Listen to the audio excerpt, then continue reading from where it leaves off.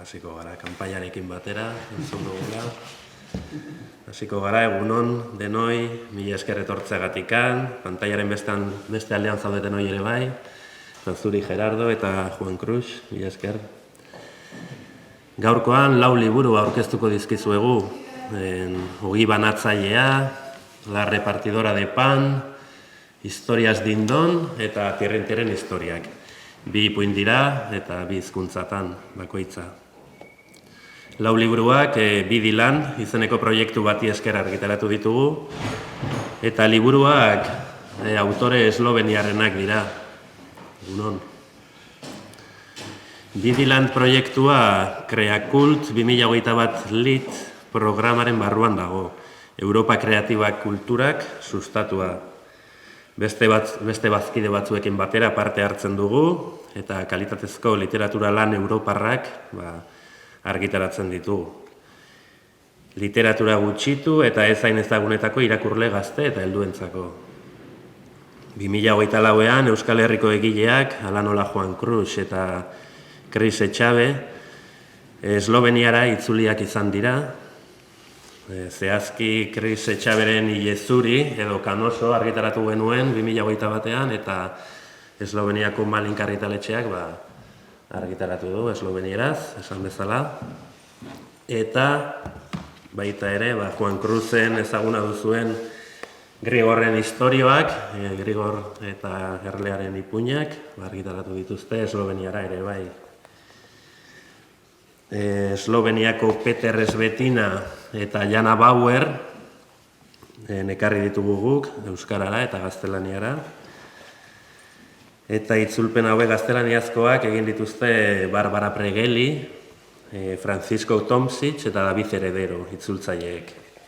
Eta esan beharra dago proiektu hau Europako Batasunak kofinantziatu duela. Peter Esbetinaren ogi banatzailea barkatu, edo La repartidora de pan, geure burua eta oroar pertsonak ezagutzeko egin behar dugun bidaiari eta bilaketari buruzko kontakizuna da. Jan eta Maria dira protagonistak, eta haien hazkunde eta garapenaren historia kontatzen digu. Gainera, Peter Esbetinak historioa Donostian kokatu du.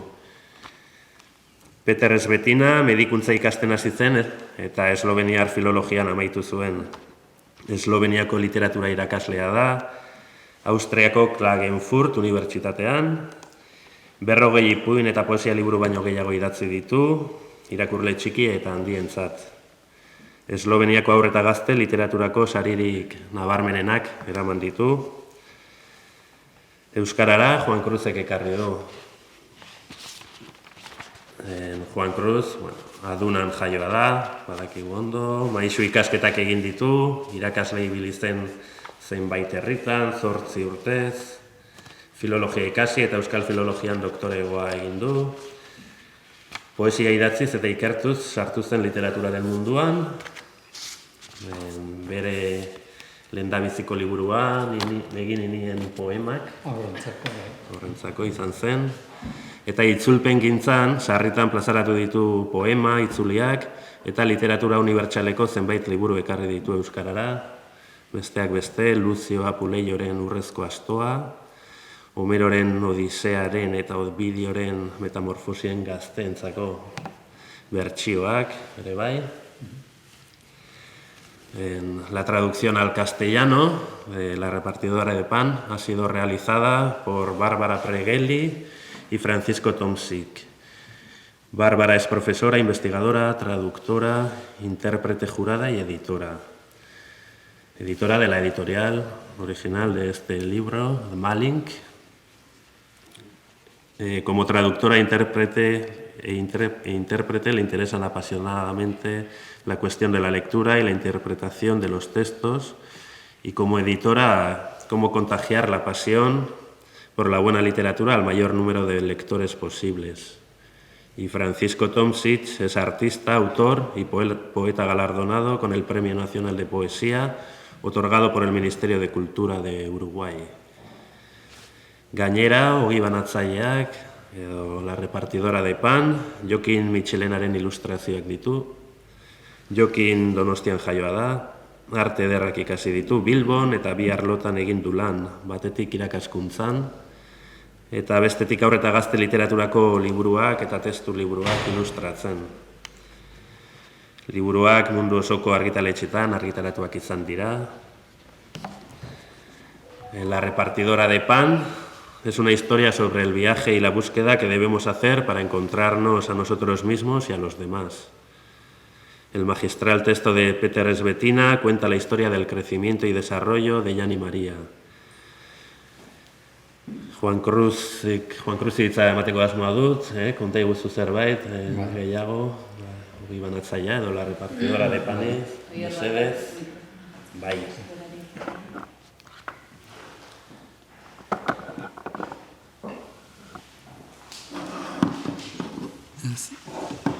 Ikusteko, egun ondan, esker, ikusteko gauzak ez direla hola ezerrezetik tortzen, esan dut Barbara Pregeli duela 20 bat urte edo, ezagutu nuela, biltzar batean, aur literaturako biltzar batean, Xabier Etxanizerleri esker, eta han hasi zela kontaktua, interesatu zen euskal aur literaturaz, eta hasi zen argitaletxea sortu bezain pronto, hasi zen gure liburuak ateratzen, eta eraman gintuen Esloveniara, izan naiz 3-4 aldizan hango eskoletan eta hango unibertsitateetan, batez ere literatura eta aur literaturako departamentuetan, eta lan luze baten ondoren ezagutu nuen baita ere Peter Esbetina, irakaslea, eta hango aur poesiako egile oso ezaguna, gero narrazioare asko dauka, baina batez ere aur poesian laudatzen dute Eslovenian. Eta pixkanaka onduz azkenean lortu da Europako diru laguntzak, horiek hola ez dituzte ematen, lan luze baten ondoren ematen dituzte, eta tartean egon da noski gure Jorge egin duen lan luzea, urtero, liburu azoketara joanez, harremanak, behin eta berriz porrot egin baino ez etxi, eta azkenean lortzen dira pixkanaka horrelako harremanak. Hau oso jende interesgarria da, literatura serioa maite dute, eta lan egiten dute oso modu txukunean. Edizioak ikusi besterik ez dago, ni oso pozik nago ara joaten zarenean ere itzultzaile bat jartzen dizute, eta oso zoragarria da. Eta Ogi Banatzailearen historiara etorrita, hau hemen Kontxan sortu zen, Peter etorri zen Barbarakin, eta hemen biltzar bat, oain ez naiz goatzen ze biltzar zen, eta antxe Ilunabarrian paseatzen genbiltzala, hasi zen Peter hau, historio bat etortzen ari zait burura, eta zure izena erabiliko dut, eta Jan jarri du, azkenean, esan nabarmen egire ez eginda, Jan jarri du, esan bere hizkuntzan Juan, Jan. Eta orduan, ahots biltzaile bat imaginatzen du, aur bat ahots biltzailea. Eta ezagutzen du, Ogi Banatzaile bat, ahotsa eta ogia, harreman simboliko polita, eta Ogi Banatzaile bat neska bat atxari laguntzen diona ezagutzen du, eta azkenean okindegi bat jarriko dute, eta ahots bilketan jarraituko dute. Hori da, muina edo emateko ez, ipuinarena. Oso gauza xumea eta polita, eta poetikoa aldi berean. Ez hoxe daukat, oso pozik nagoela proiektu honetan parte hartzeagatik. Editore portugues bat ere tartean dago, oraindik ez da orkestuko, baina esan edut pixka zabalagoa dela, eta espero dut aurrera jarraituko duela, honek, ekimen honek. Bai. Horreko dira proiektuak, liburu berriak, eta bai, esan bezala beste hizkuntzetara ere eramango ditugu, eta ondo, mila esker, Juan Cruz. Bueno, orain azalduko dizuet, Jana Bauerren, Tierrin historioak edo Historias Dindon. Tierrin historioak betiko ipuinak dira, genero estereotiporik gabeak, eta bi ikuspegitik irakur daitezke, mutilarenak edo neskarenak. Euskarara Gerardo Markuletak ekarri du. Gerardo oinatin jaioa zara, baina aspaldian Gasteiz hartua. Unibertsitate ikasketak Donostia, Oviedo eta Gasteizen egin zituen. Hispaniar eta Euskal Filologian lizentziatua da. Gaur egun nagusiki euskara literatura itzultzen dihardu.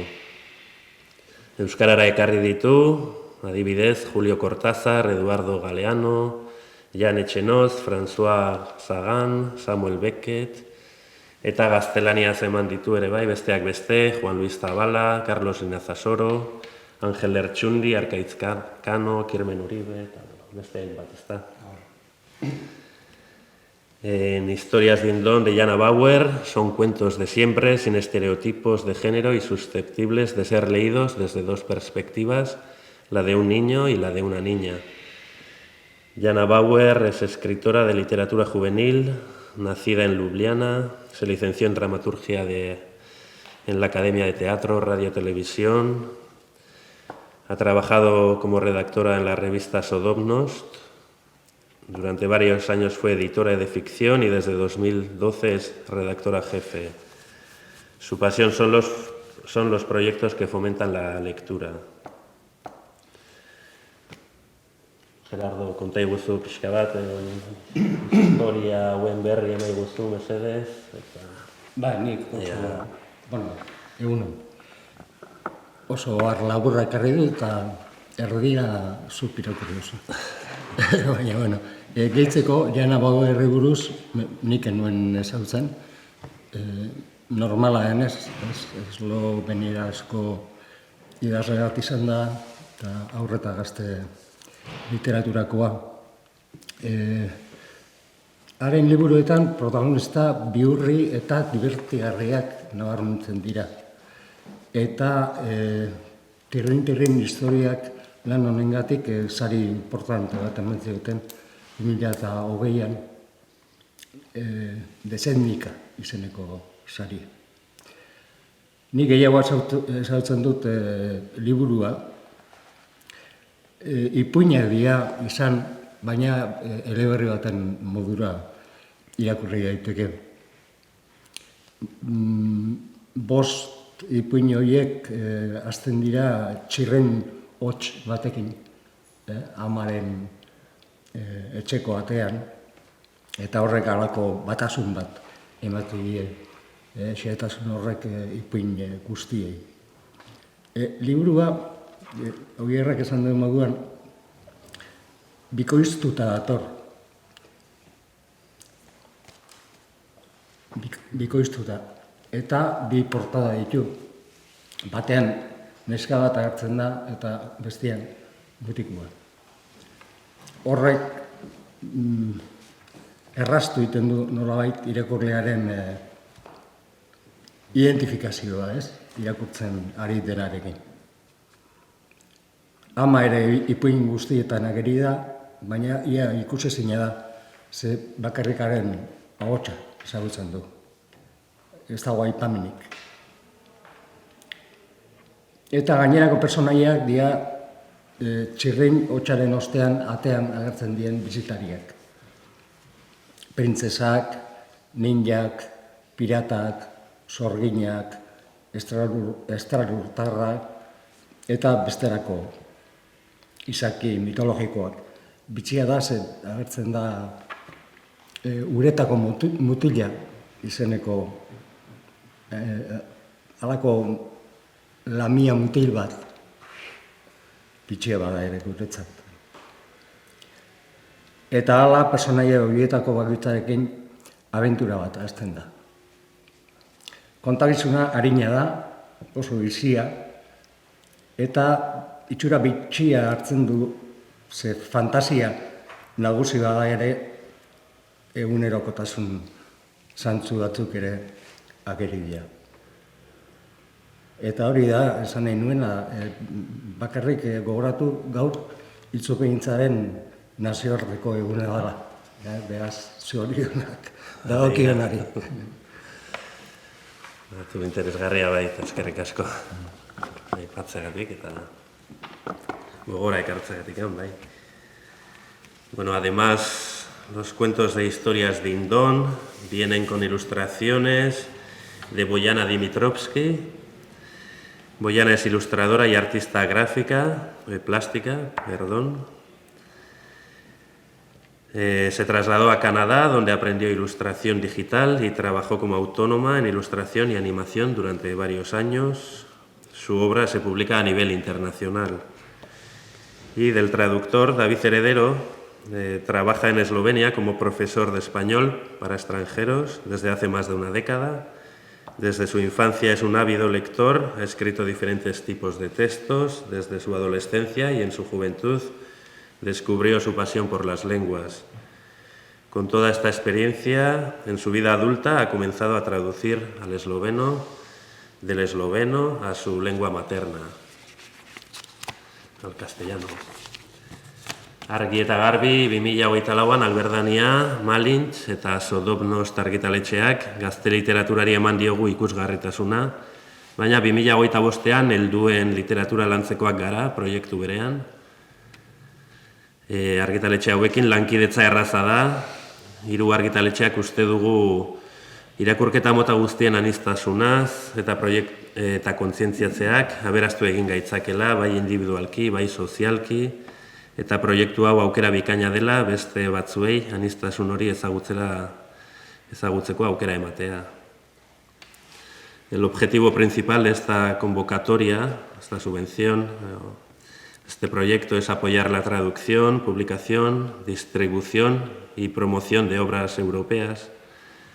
Y dentro del marco del programa, Alberdania es responsable, entre otros, de reforzar la diversidad de las obras literarias europeas, fomentar la traducción y promoción de obras escritas en lenguas minoritarias para incrementar su circulación en mayores mercados dentro y fuera de Europa, desarrollar la promoción de la lectura, especialmente entre el público joven, promocionar y preservar la profesión del traductor o de la traductora.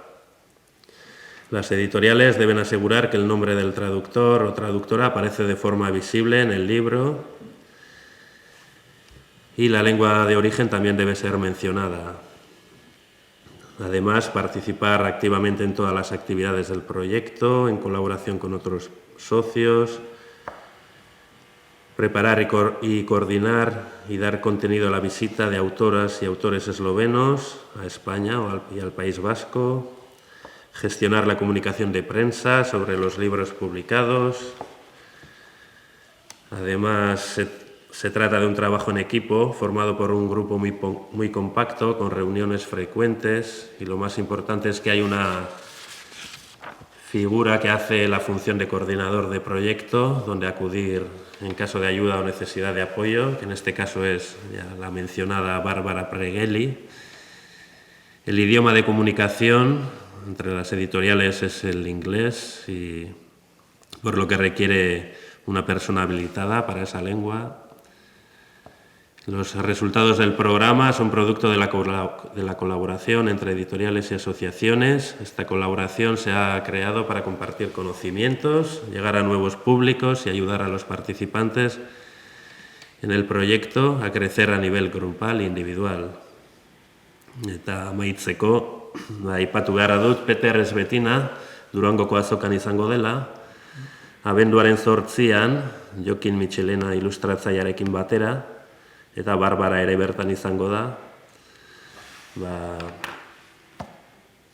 laguntzen, autoreak, eta gure Peter laguntzen, eta euskarara ekartzen bere hitzak. Hori izan da guztia, gaurkoz, inork galderarik balu, egin dezala lasai, eta bestela, izango duzue proiektu honen berri, liburu berriak etorriko dira, eta emango dizuegu informazio gehigarria. Beste batean, eskerrik asko.